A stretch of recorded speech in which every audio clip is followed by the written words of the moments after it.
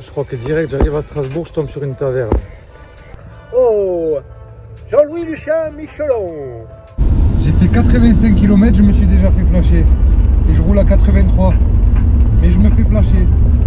Prenez la sortie. Punaise. Oui, alors non, il commence à vouloir prendre la sacoche et tout, à l'ouvrir et tout. Je lui dis, ah là là là là là. Oh là là là là là. Vous avez parfaitement le droit de tuer cet homme. C'est l'ouvre mon sac. Si, c'est la vérité. Non mais je te crois, Jean-Louis. T'as pas un bout de chiffon pour moi? Ah, je suis désolé, j'en ai pas. Vraiment ça, j'en ai pas. Elle est prêt là. Elle va tout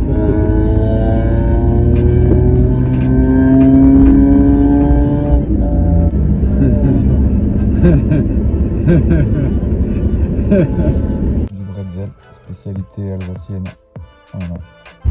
Vas-y GoPro, arrête la vidéo. GoPro, arrête la vidéo.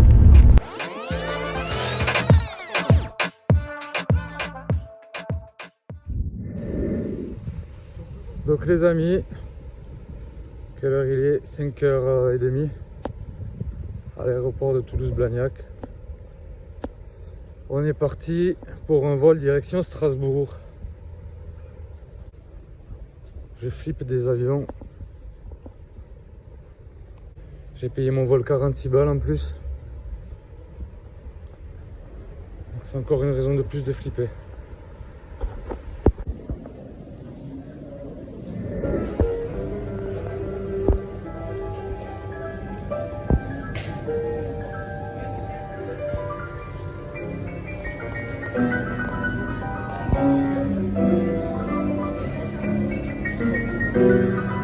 Ce Youngtimer, c'est un 6 cylindres.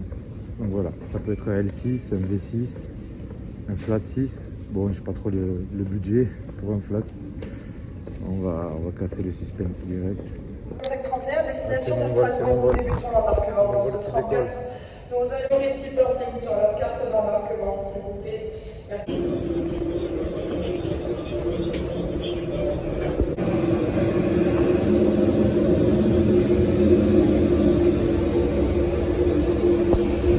Donc un petit problème les amis, merci la SNCF, merci. Donc en fait je devais arriver à l'aéroport, donc tout s'est bien passé à l'heure et tout. J'arrive à la gare pile à l'heure, sauf que le train est parti avec 2 minutes d'avance. Voilà. Donc du coup, bloqué à Stras, je vais en profiter pour manger, essayer de découvrir cette belle ville de Strasbourg et limite faire un vlog. Voilà. Par contre c'est beau, hein, c'est magnifique.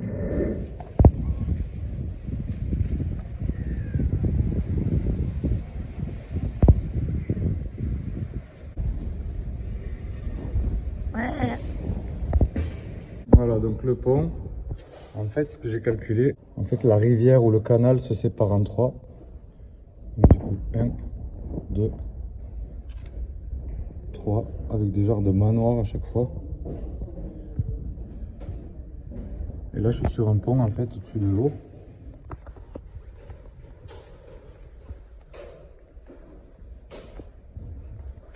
C'est un grand couloir qui relie une place à l'autre. Et je sais pas, on dirait que c'est des geôles ou des anciennes geôles ou peut-être une prison, hein, une ancienne prison. Ah, bizarre, hein. S'il faut, c'est le Rhin. Je sais pas c'est quoi comme rivière, je vais essayer de voir. Ah, barrage Vauban. Ah ouais, c'est Vauban qui l'a fait. Waouh. Donc on est bien dans un lieu historique. Des gargouilles. Voilà donc le barrage Vauban sur lequel j'étais là. Donc il faudrait savoir si c'est le Rhin qui coule là. Pour ceux qui connaissent, je pose peut-être des questions cons. Mais bon, n'hésitez pas à répondre si vous êtes du coin ou si vous connaissez bien. Voilà donc les ponts couverts, ils assurent la défense de la cité. Donc voilà pourquoi il y a des... Et ça se balade en péniche. Et là-bas il y a le tavernier, la taverne. Bonjour, tu filmes Salut, là? je filme. Si tu permets que je te filme. Sinon, si tu me dis, Je m'appelle. Ah oui. Sinon, j'efface. Hein. On mettra tout ça au point à la maison. Hein. Oui, exactement, je vais faire un montage. Bonjour, représentant de la foule depuis ce matin et que je suis à Strasbourg depuis une journée après 5 ans et demi d'absence. Oh, Jean-Louis Lucien Michelon, fils de Yolande Anna Pierrette Petit.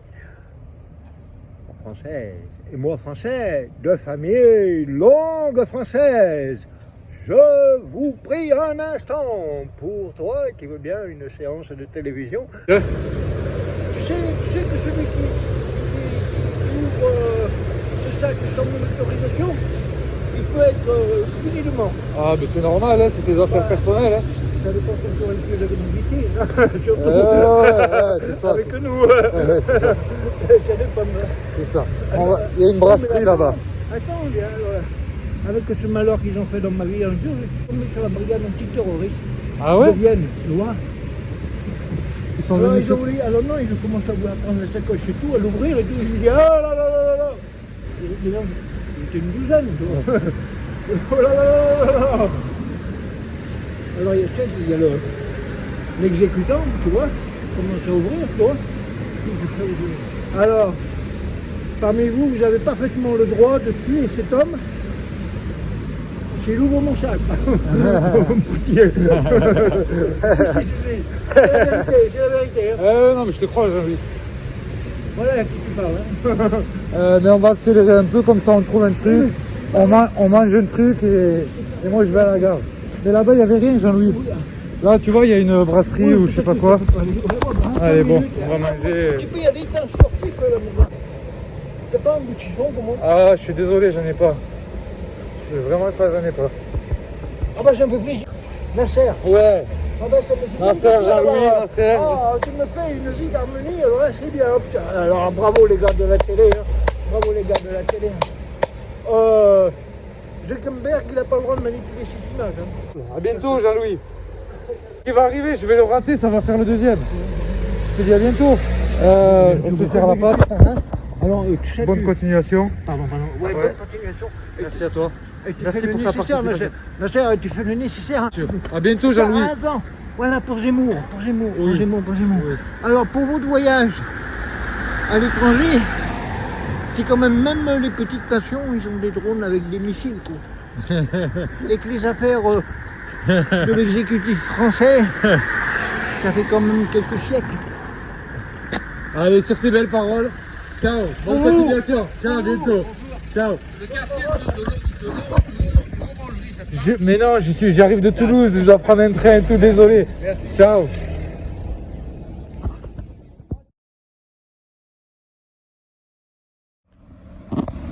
Voilà les amis, voilà ce pourquoi j'ai fait 1000 km.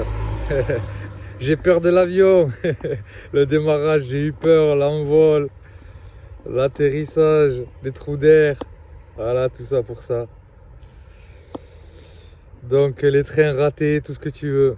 Donc c'est une 328 CI E46, donc c'est une très belle E46 avec l'immatriculation de l'époque, comme je vous dis, même propriétaire depuis 2004. Donc on commence par quoi? Par les bons points ou les mauvais? Bon allez, on va commencer par ce qui va pas. Ce qui va pas, donc elle a un contrôle technique, il vient de faire 6 mois là.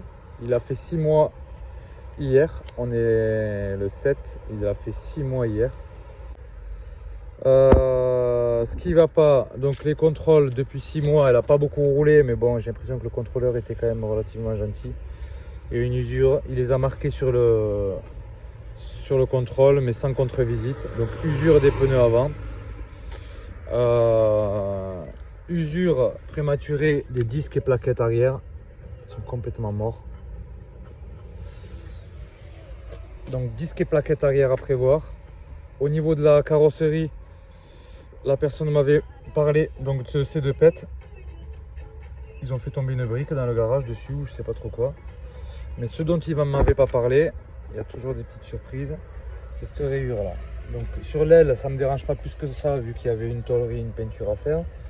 Mais ça continue sur la porte.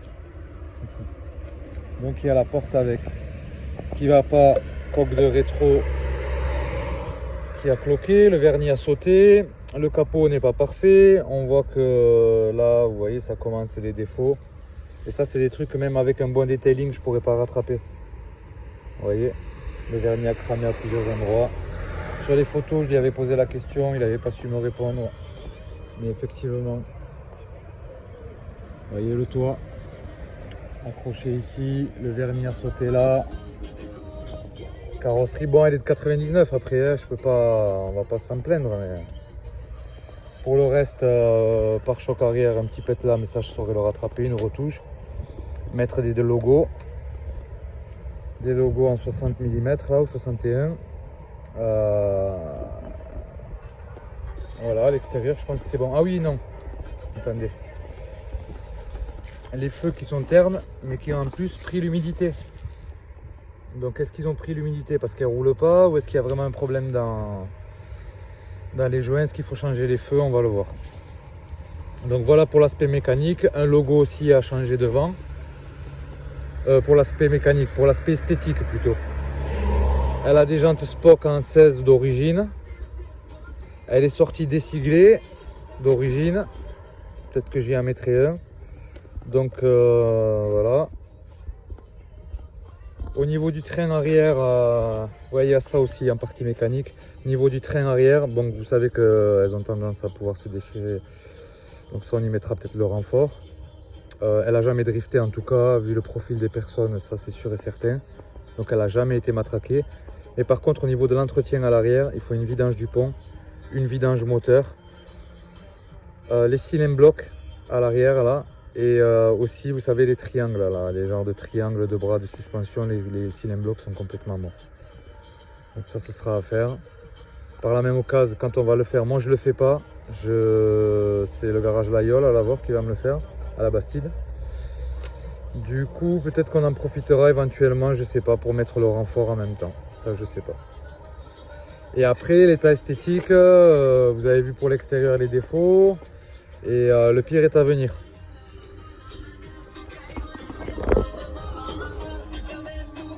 Donc 159 748 km d'origine avec tous les justificatifs, le dossier de facture, le double des clés et même la revue technique. Ça c'est bien. Hic, donc ça, la ronce de noyer, je vais rien pouvoir y faire à part les changer. Ça, le cuir qui a cramé sur la coudoir. Le cuir qui a cramé sur cet accoudoir, je me disais putain pourquoi ils ont mis ça. T'avais commencé ou quoi? Putain, c'est chaud. Et ce qu'ils m'avaient montré, bien évidemment, sur les photos, ils ont mis deux housses. Il a complètement craquelé aussi. Il a eu un manque d'entretien, il n'a jamais été nourri, je pense. Et du coup, voilà ce que ça donne. Ça craquelle. Voilà. Donc, elle a les sièges électriques, les sièges chauffants. C'est une version allemande. Là, j'ai pas levé là une bonne teinture, ça je suis capable de le faire. Ça. Et en fait, pour le cuir, je m'étais dit que je l'amènerais chez un sellier, mais je vais pas l'amener chez un sellier. Vous savez ce que je vais faire avant? Je vais tenter de me le réparer. Ouais, ça paraît fou, mais je vais enlever des pièces de cuir et je vais me remettre d'autres pièces de cuir et puis on va rattraper ça. On va essayer de faire le boulot du sellier. Et si j'y arrive pas, de toute façon c'est pas perdu, ben je l'amènerai chez un professionnel du cuir. Mais je pense pouvoir être capable de faire quelque chose, peut-être. Donc ça, ce sera à suivre dans les prochains épisodes. 328i. 193 chevaux. Le moteur tourne très bien.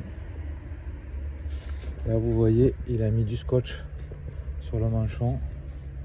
Que la durite est morte, mais il avait prévu de les faire changer, donc il m'a laissé un filtre à air, un filtre à huile. Ça c'est l'entretien pour l'entretien des cuirs, un produit BMW, mais bon je pense pas que ça, ce kit de protection UV. Et qu'est-ce que j'allais dire, voilà c'est ça. Il a récupéré la pièce neuve. On sait que les durites chez BM ça peut coûter cher. Donc il a la pièce neuve, il a juste à l'installer. Donc ça je l'installerai moi-même. Ensuite un bon detailing, bon nettoyage intérieur. Déjà on va commencer par ça. La boîte à outils est complète. 328i, non 328 CI, 193 chevaux, 99, même propriétaire depuis 2004.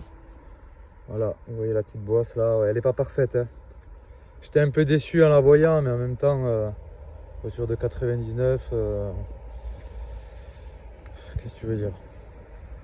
Voilà, voilà. Ils ont fait un effort sur le prix, ils avaient déjà fait un effort au téléphone, et puis suite à toutes ces petites détails, ils sont un très gentil couple qui m'ont fait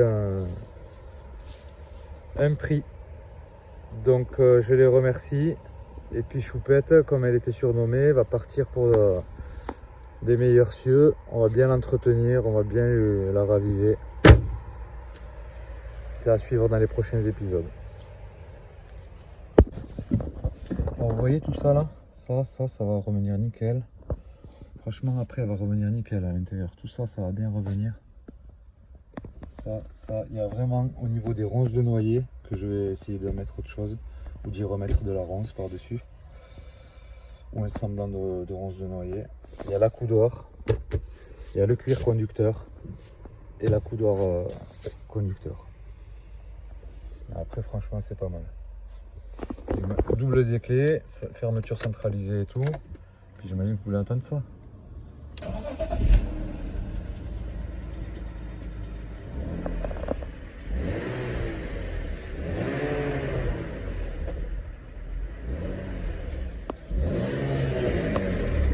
Voilà, on est parti pour la route les amis. J'ai 1050 km. En espérant que tout aille bien sur la route. Mais voilà. Allez, donc on est parti. Direction la maison. 1050 km à faire. C'est parti les amis. On va voir ce que ça va dire. Le ciel de toit il est nickel. Le cuir à l'arrière il est nickel.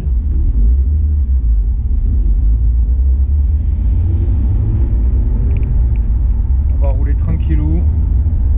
Elle mérite une bonne vidange parce que sa dernière vidange a été faite il y a 15 000 bornes. Mais je vais quand même pas la brutaliser.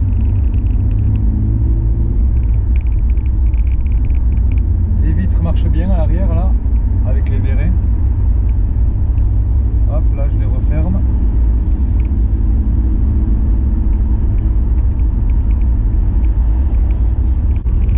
Je me suis fait flasher. Attends, j'ai envie de tourner la caméra là. Ah là, la deux voies. Voilà la deux voies. Je vois le radar. On est juste avant l'autoroute. Je le vois le radar. Je suis à 83. Je vois le flash. Ils avaient limité à 80. Mais c'est pas 90 sur une deux voies comme ça, au minimum. Fait 85 km, je me suis déjà fait flasher. Et je roule à 83. Mais je me fais flasher. Prenez la sortie. Punaise. Écoute la Civic, elle avance pas.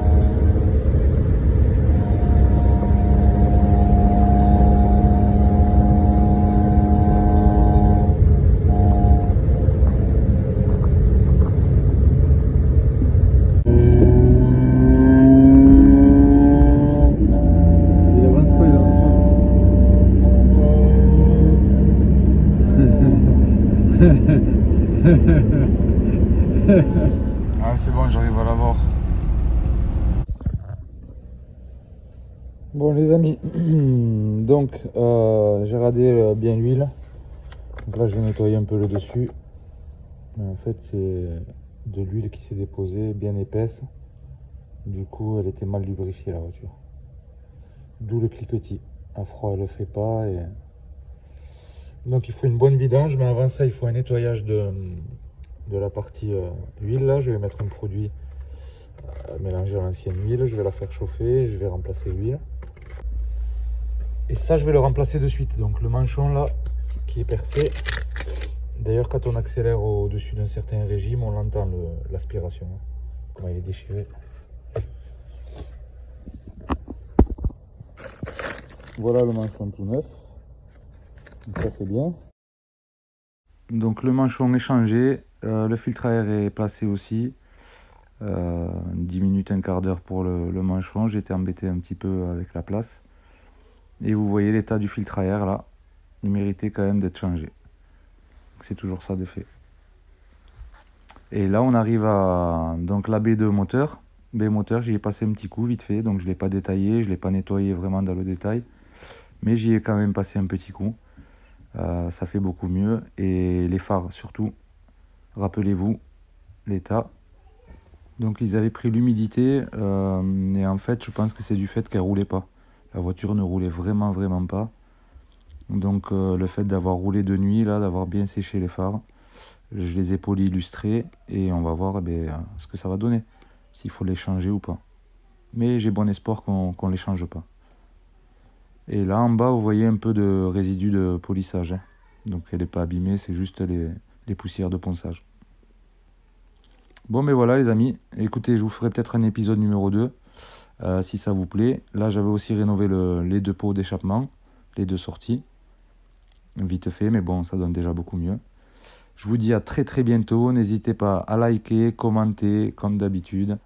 La prochaine vidéo sera sur le thème du Renault Kangoo. Normalement c'est l'essai complet du nouveau Renault Kangoo. Donc restez connectés les amis, à très bientôt, ciao ciao.